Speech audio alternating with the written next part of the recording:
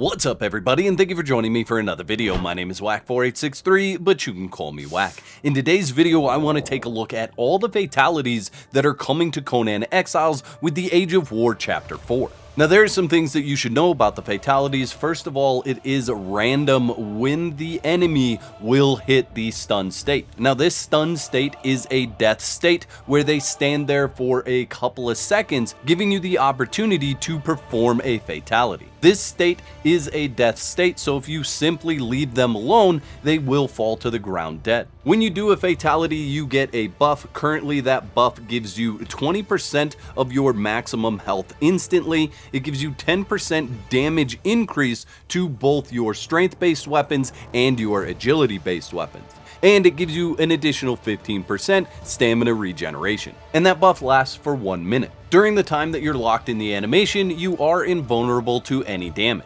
Now you can't cancel the animation in its entirety, however you can cut it short as soon as the animation for the fatality is over. If you hit the dodge key, it will take you out of that animation.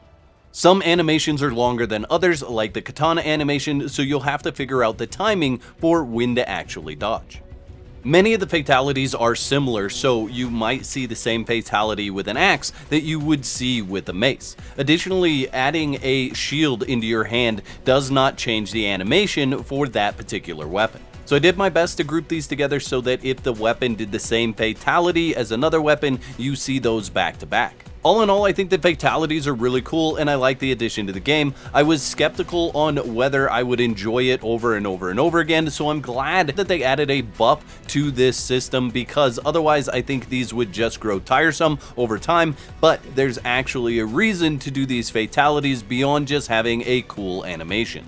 One thing that I came across while I was playing is other enemies getting in the way of the animation and actually stopping me from being able to do the fatality in its entirety, and that could be a big issue. So my recommendation is, if there are enemies around, you should try not to do this fatality. Wait for a time when you have an enemy singled out in order to do this. One thing you may or may not have noticed from all these videos is when the fatality is over, your character will go into the idle emote stance for that weapon.